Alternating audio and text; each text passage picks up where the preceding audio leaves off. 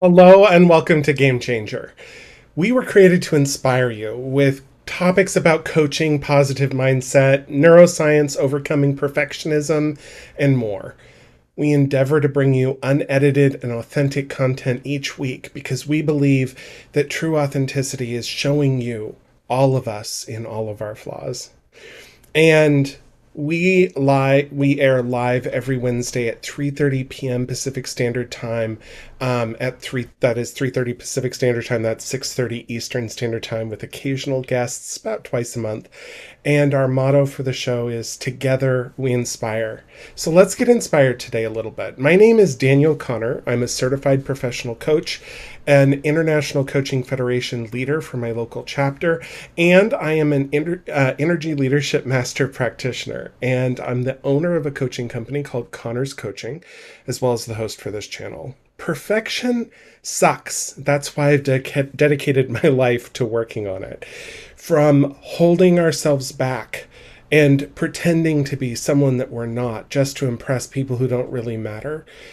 While my clients learn to overcome those flaws of perfectionism, we learn to be productive and progressive. We learn that instead of spending time pretending to be that other perfect person, that we just get to be ourselves and attract the people that we were meant to attract in our lives.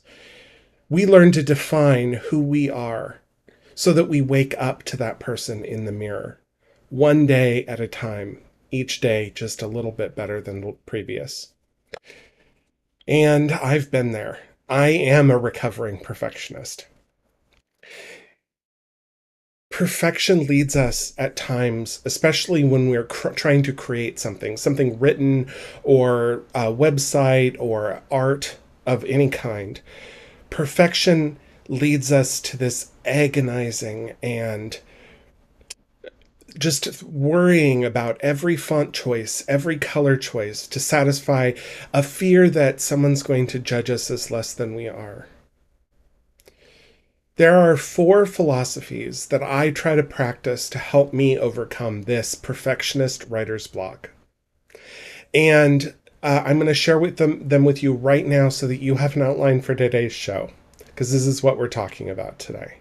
The first tool or technique that I try to embrace to help me overcome perfectionism from preventing me from producing work is wabi-sabi. Wabi-sabi is a Japanese philosophy based on pottery that reminds us that there is absolutely no such thing as perfection.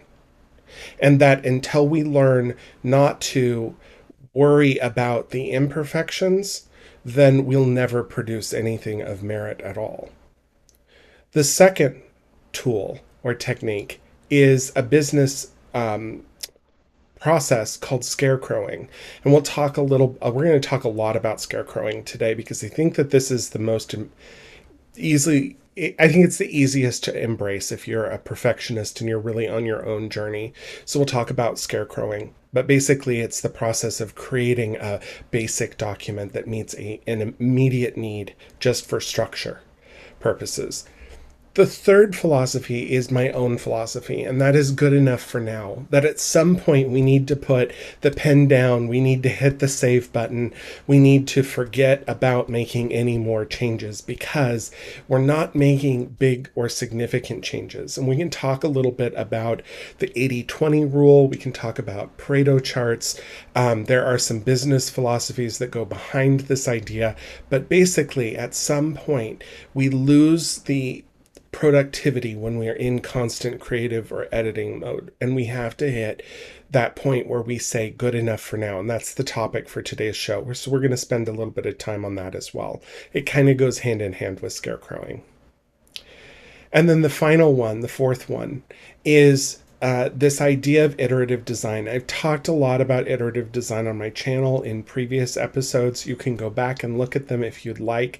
But iterative design comes from the idea, it comes from marketing and software design, and it comes from the idea that if we make small changes regularly over time, we'll end up with a better product than if we spent a lot of effort on making one perfect product today, because we can make small tactical changes. We can make targeted changes that are going to have a big impact. And that also goes back to good enough for now. So let's get started today. So what we're talking about today is we're really talking about getting out of the habit of being unproductive when it comes to creating an email or drafting a document or writing a paper or performing art of any form. Practicing music, for example, would be another example of this. At some point, perfectionists prevent themselves from ever hitting that push button. And I can tell you, I've had a lot of clients that have had this specific issue, which has led me to this career of helping my clients overcome perfectionism. We get to a place where we have in our head this mind, in our mind, we have this perfect vision of what it is that we want to accomplish. We have all of these expectations that we're setting about a document that prevents it from actually ever existing. And that is the very first thing we talked about. The very first tool is Wabi Sabi. So let's get into what Wabi Sabi looks like. And maybe it will help understand why at the very groundwork, this is a non-productive mental state to be in. Wabi Sabi is a Japanese philosophy that's all about and I just realized that for some reason my web captioner is not working, and it is, but it's not working because it's not up on the screen, so I have to leave it up. Sorry about that. We have it up now. And you can see that this is an iterative design process here, this show. I am not focused on making perfect. I am focused on making good enough. And the show wouldn't happen. I'm the only one that's working on it. I don't have an assistant. I don't have a production staff. I don't have other people that are helping me do this. I am the person who's running the show. And I am committed to actually producing episodes rather than beating myself up. And as a perfectionist, that's what I would do if I embraced anything other than this idea of Wabi Sabi. So Wabi Sabi, again, is a Japanese philosophy. It was created around pottery. I don't know when it was created. I imagine that this is a social construct that was created a long time ago. But the idea behind Wabi Sabi is that we're encouraged to appreciate that there is no such thing that is ever truly perfect. No matter what we create, no matter how much energy we put into it, no matter how much work we put into it, it will never actually reach perfection. The only thing that's perfect out there is God, right? That's another way of looking at it. And instead of finding fault in all of the cracks and problems and grammatical errors and spelling mistakes that we might see, instead we find ways to celebrate them, to recognize them as the true art, that we are not computer generated. We are not making computer generated content. We are not AI. We are capable of flaw. And that makes it art. Japanese wabi-sabi philosophy goes a little bit further in a specific form of art called kintsugi. That's Kintsugi. Kintsugi is where you break pottery or you find broken pottery. And instead of gluing it back together so that you can't see that it was broken, you instead celebrate the fact that it was broken by gluing it back together with precious metals like gold, so that it truly shines and shows that beyond perfection, based on the fact that it has flaws, based on the fact that it has errors, and that those errors are truly the thing that makes it remarkable or beautiful. We'll never produce, human beings will never produce something that's perfect. If you look back at the great artists, they didn't believe in perfection either. They would never have actually produced work if they did. But at some point, other people look at their work and they see meaning in it. That's what makes truly remarkable art. We are speaking our mind and our hearts to other people in written form, in art, in music, in whatever. But that imperfection, that flaw, that missed opportunity to say the right thing in my web show is what helps communicate that I'm a human being. And I believe that that makes us connected more than if we had made it perfect to begin with. The next philosophy is scarecrowing, and I want to talk about how I learned about scarecrowing because I think that it's a story that a lot of perfectionists can relate to on an individual level. I was working on a team project at this point. This was about this was about 18 years ago, maybe 20 years ago. I was doing a problem solving team for a company that I worked for. We had we had this form we had to fill out, and it had the very first thing that we needed was a concise problem statement that explained exactly what was wrong with the problem that helped outline the whole problem solving effort.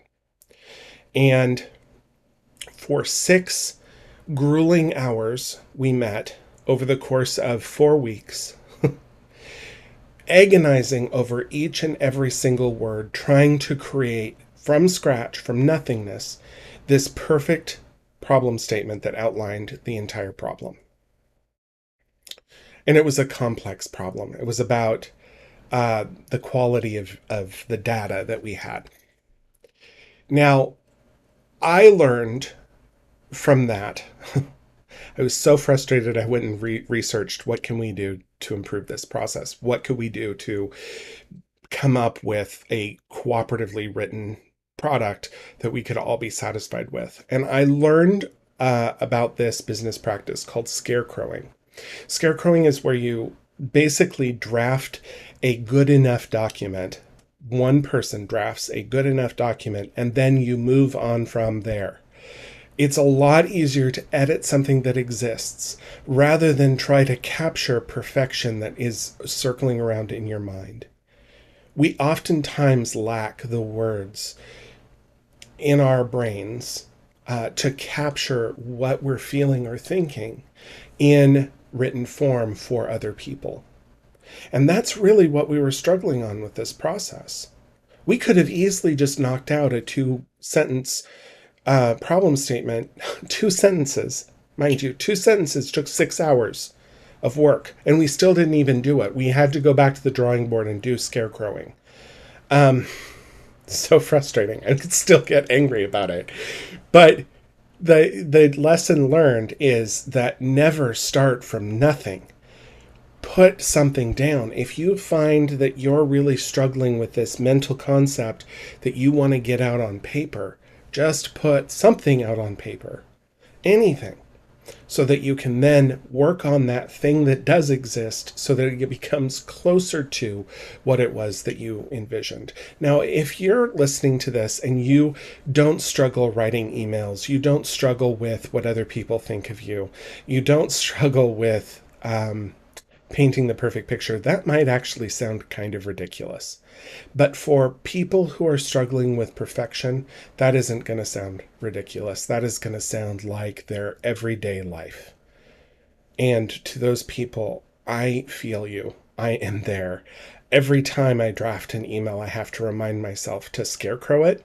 I have to remind myself to practice good enough for now, which we're going to talk about here in a second. I have to remind myself to practice iterative design and work on it in small batches. And sometimes I have to get it out on a piece of paper and then walk away and come back to it a little bit later and finish it.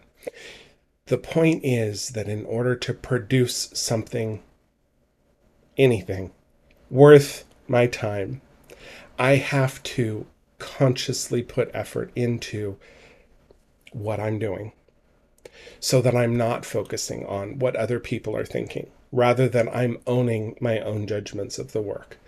And also recognizing when it's not benefiting me at all to work on it anymore. So let's talk about good enough for now.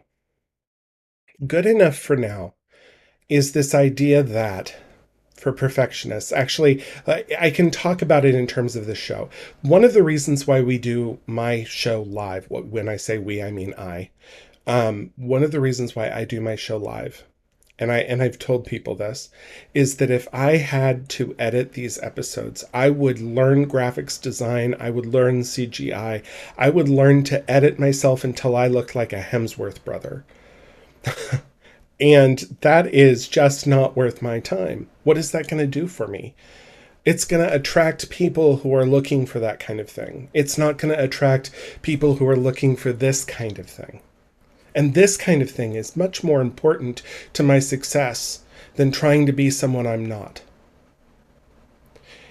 So instead of spending all of my time or energy or effort trying to be someone I'm not just so that I can attract people who don't matter, I spend my time, I spend my energy really reaching the people who do matter. And that is what we need to do with our emails, with our productivity, with our art, with our term papers. We need to write for ourselves and in our own voice. Yes, you want to get a good grade? Sure. But at the end of the day, the grade is going to be more meaningful if you wrote for yourself. The way people read it is going to be more meaningful if you write for yourself instead of trying to write for other people. Good enough for now is when we decide that that is enough and that we're going to put the paper down. We're going to hit the save button. We're going to hit print. We're going to turn it in because of this idea of the 80-20 rule. So I mentioned this earlier. In this problem solving group that I was in at the time, 20 years ago, I learned about Pareto charts. And Pareto charts are a way of deciding what is going to be the biggest bang for our buck in terms of movement or activity or productivity. What is going to result in the most result? What is going to give you the best result based on the least amount of effort? And then stopping when you hit 80% so that you're not spending more energy than it's actually necessary to get the results that you need. And good enough for now is just that. We need to decide when we're going to stop doing another final edit on our work. We need to say, you know what, that's good enough for now. It doesn't mean I can't go back and change it later. If I turn it in and my professor turns it back over and says, you know what, I need to see some edits or some more work. But instead of spending the effort making the changes before you know whether or not it's good enough, we have to hit that save button. We have to hit the print button. We have to send it off. We have to get feedback. And if we're not hitting that save button, if we're not pushing print, then we're just in an endless cycle of editing. And I want to remind us that perfection does not exist. This goes back to number one, wabi sabi. Perfection does not exist. The only thing that exists is when you've printed, saved, and sent whatever it is that you're working on. That exists. That is infinitely better than this idea or concept of perfection that you're struggling for or striving for. You see that perfectionists, we start working on something before it even exists. We have it flying around our head, trying desperately to iron out wrinkles in something that doesn't even exist. And if you think that sounds crazy, it feels crazy. But it's also understandable. Perfectionists are trying to control the future. They're trying to control outcomes. They're trying to control the way the professor grades their paper. Rather than being graded on their merit, they're trying to force the A rather than earn the A. We want to control how people see us. Oftentimes, that's just a cover for how we want to see ourselves. We're trying to prevent embarrassment and failure, which we're certain are our doom, which we're certain is in our future. So we use our brains to create elaborate expectations that we have absolutely no hope to fulfill. And until we learn to practice wabi sabi, scarecrowing, good enough for now, and iterative design, we'll never break that cycle. It's so easy to scarecrow a document when you embrace good enough for now, because it's like the first of 3 steps of writing. You, instead of trying to fulfill all of the major expectations that your perfectionist mind has come up with for this thing that doesn't exist, that's in your head, instead we actually put the bare bones of the process down. We put the outline of the document down. If you were making a garment, you've cut out all of the shapes that you want the fabric to look like, right? The pieces of fabric that you're then going to stitch together. I don't know sewing. I don't know why that came up. um, well, I do know a little bit about sewing, but I don't know enough about sewing to actually talk about it. And this applies to more than just art. This applies to all forms of art. It's more than just writing. It's more than the written word. It's speeches that you're going to give. It's graphics design. It's digital and physical art. It's almost anything that you can create. It can be scarecrowed and then worked on and improved. This includes watercolor, which I love to do, and I'm not very good at. It works like this. Think about what you want to do. Get a scarecrow put together that's going to set you up to getting a first draft. Review your scarecrow and then clothe it. Make it look a little bit better. Edit it. Review it and then edit it again. But based on good enough for now, pick a time when you're actually going to stop working on it, because you're not going to get any more benefit from the amount of effort. I remember doing my senior thesis. I was an English major in college, and I had to do a senior thesis. It was like 30 pages of writing. I did it about the performance of gender and female performance artists in the 80s, which is a really niche topic. It fascinated my professors, and I was pretty passionate about it. It was a nice narrow genre for me to work on. And I remember getting to the point of like my 5th draft where I had rewritten the entire thing from scratch again, where nothing really changed in that final draft. That I thought, I could go through this one more time and I might find a period or a comma, but it's not going to change the work as a whole. And I still did it, because back then I hadn't learned the perfectionist lessons that have brought me to this point today. But that is the idea of good enough for now, that at some point we have to stop working on what we're doing, because it's not going to make a big difference in the end result. It's not worth our time. It's not worth our energy. It's not worth our effort. And we're just setting ourselves up for more of that negative thought, that more of that negative expectation that we're going to be failures, or that someone's going to reread this sentence and they're going to take it wrong or out of context. I'm currently in the process of redesigning my business website, and I'm curious about other coaches that have been working on their websites. I just talked to another coach, and she's in this process where she's reworked her, very similar to all coaches that I've talked to. She's reworked her niche. She's tried a couple of different ideas in her head, but not in paper, not in physical space, for her webpage. And I asked her, what does her webpage really need to do? What does her webpage need to do for functionality? And she listed a couple of criteria. And I said, and how's that working for you?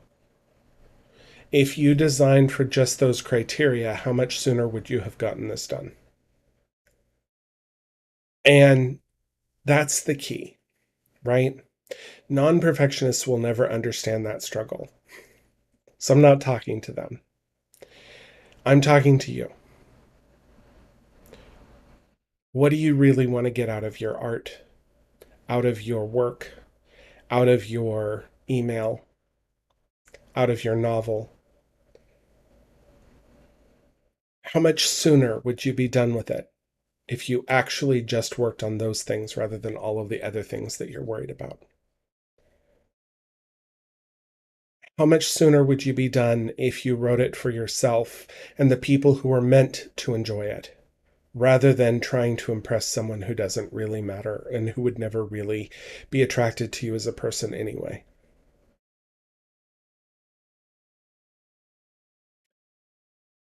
I mentioned iterative design, and I'm not going to go too in depth into what that looks like.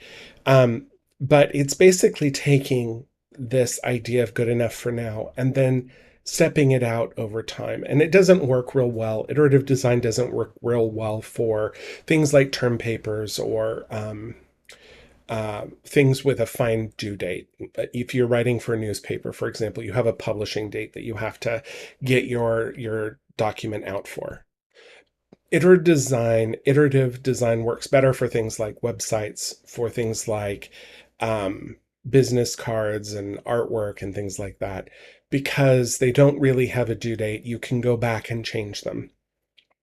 And I hear this all the time with people working on those kinds of things, perfectionists specifically, working on those kinds of things where they never really feel like they're ready to push the button. They're ready to post the blog post about them changing their career, or that they're not ready to hit save or to send a copy of their artwork off to galleries for potential viewing. And I want to challenge that mindset based on the idea of wabi sabi, that there is beauty in the imperfect and in the unfinished. Just as much beauty as there is in anything in our mind that could potentially even come close to being perfect. The next time that you're working on a document or email, and it's not just flowing out effortlessly, try this. Stop and outline it. Draft a simple draft, and then work with a couple of rounds of revision, and then send it.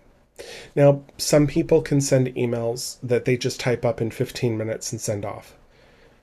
But if you're the kind of person like me who every once in a while struggles with that, every once in a while finds themselves writing an email that they've had to delete and then restart over again, and it's 3 hours later and they still haven't gotten a final version, try scarecrowing it. Try getting good enough so that you have something to work on, so that you're not just ironing out made up things. And then set it aside, save it, set it aside, and work on it in a couple more hours. Pick it back up and just spend a couple of minutes reviewing and editing it, and then hit the send button when it's good enough for now. So I hope that this helps you with your creativity, with your writing process. And I encourage you to share this with anyone else that you see that's struggling with writing the perfect document. If you truly need help with perfection, the kind of perfection that doesn't prevent you from living your life, but where your life could be a lot better if it wasn't getting in the way, consider hiring me as a coach. You can go to my website for a free consultation, 30 or 60 minutes for free, where we learn whether or not I can help you as a coach. There's no obligation to hire me. I'm not going to pressure you or fear you into hiring me. But I help perfectionists work on getting unstuck, We come up with strategies that work out the best for them, not for me. These are strategies that I've used in my own life, and they may work for you. I hope they do. But I'll never tell you what to do if I'm your coach, because I believe strongly that you already know what you need to do. You just need help outlining that, recognizing it, and putting it into action. If you are interested in working with me, just check out my website. It's my old website right now. It's connerscoaching.com. It's CONNER. Actually, it spelled it correctly in the subtitles, whatever those are. And check and see if working with me is a good fit. There's no obligation again, and I am here. I want to thank you so much for being part of my show, for watching. I hope that this inspired you to get out there and get creative, to write. And if you could just do a couple of simple actions to make sure that this content gets out to as many people as possible, I'd appreciate it. Make sure that you're subscribed, because that's the best way to learn about more content that I bring out each and every week. Make sure that you've given a little thumbs up to this. Click that thumbs up button for this video. Leave a comment in the comment section about what inspired you the most, or what it is that you're working on. And if you really feel passionate, or you see someone else that would benefit from this, give it a share. Click the share button. Send it off to your friend that needs help. Hopefully it will be helpful for them. I'll be back here next week with a guest. She's going to be talking about working with grief, which is not just about losing someone. It's anytime there's a change or transition in our life. And I'll see you then. I can't wait. Bye.